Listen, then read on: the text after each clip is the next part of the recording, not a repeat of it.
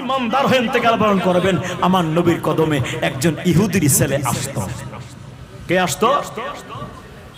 ইহুদির ছেলে আসতো। বাবাজিরা কষ্ট হয় আপনাদের?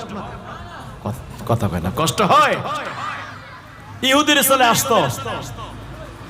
ইহুদির ছেলে আসার পর আমার নবী নিজের জুতা মোবারক মসজিদের বাইরে খুলে রাখতেন। আমার নবী মসজিদের ভিতরে প্রবেশ করতেন। ইহুদির বলা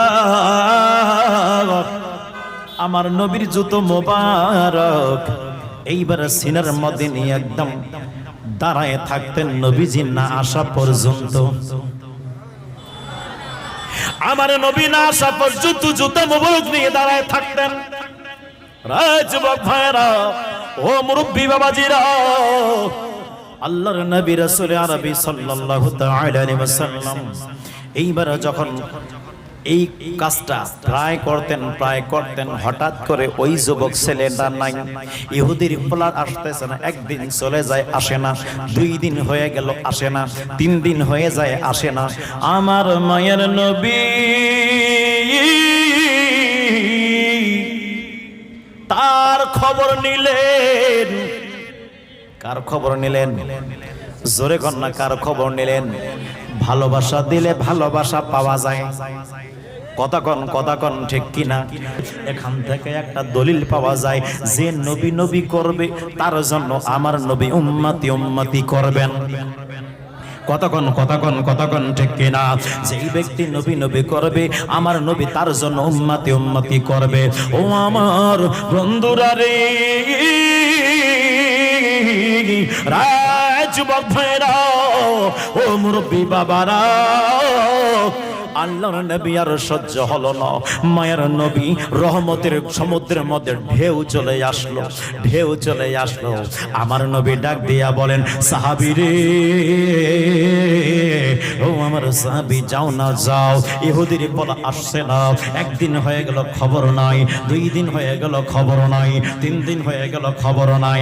যাও না রে আমার সাহাবী রে, যাও একটু খবর নিয়ে আসো না। এইবার সাহাবী খবর নেওয়ার জন্য বাসার মধ্যে আসলেন। ইহুদির বাসার মধ্যে আসলেন। বাসার মধ্যে এসে দেখতেছি ইহুদির পোলা একদম মৃত্যুর সঙ্গে পাঞ্জা লড়ে। মনে হয় বাঁচবে না, সেই জয় যাবে। প্রচন্ড অসুস্থ রাজবক। এইবার খবরটা মায়ার নবীর কদম মোবারকে আসলেন। আল্লাহর নবীর কদম মোবারকে এসে সাহাবী রাসূল জিগাইলেন, ইয়া রাসূলুল্লাহ, নবী গো, ও মায়ের নবীজি, ইহুদির পোলার খবর নিয়ে আসলাম।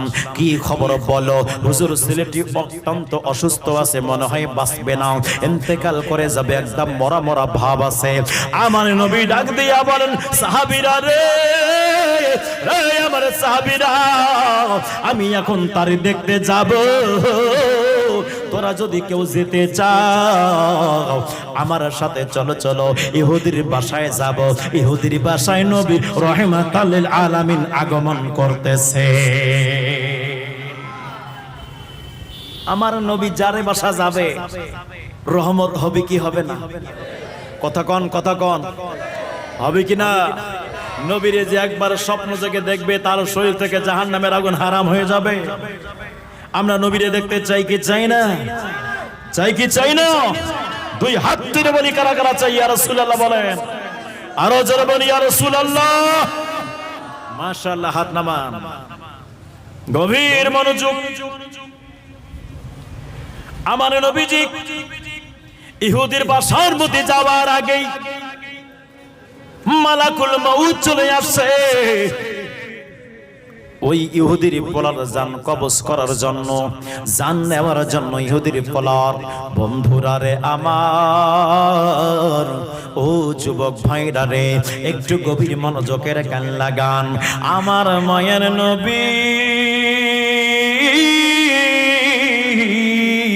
নূরের নবী নবীজি ইহুদির বাসার মধ্যে গেলেন, আল্লাহ পাক ডাক দিয়ে বলে ফেরেশতারে, এখন তুমি আর ওই পোলার জান কবজ করতে পারবা না যতক্ষণ পর্যন্ত আমার বন্ধু নবী তার সঙ্গে কথা বলবে না।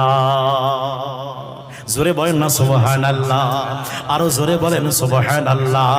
যতক্ষণ পর্যন্ত আমার নবী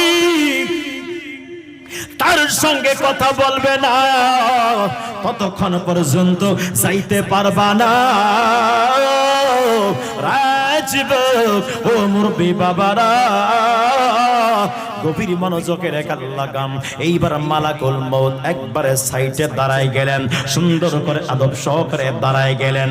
এইবার আমার মায়ের নবী যাচ্ছেন, আমার নবীজি বলেন, একটু কমাও রে যুবক ভাইরা,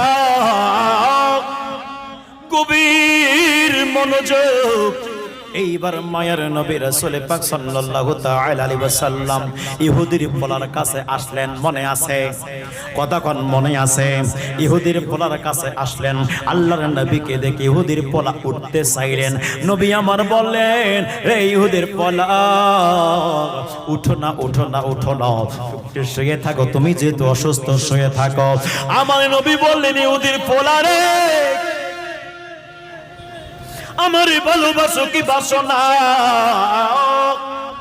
ইহুদির পোলা ডাক দিয়া বলে, নবী গো, বুকে আমার আগুন, 3 দিন থেকে আপনার জুতা মোবারক আমার বুকে লাগাতে পারি নাই। 3 দিন হয়ে গেল, মনে আমার অশান্তি আছে, মনে আমার শান্তি পাওয়া যায় না, আমার দিলের সুকুন পাওয়া যায় না।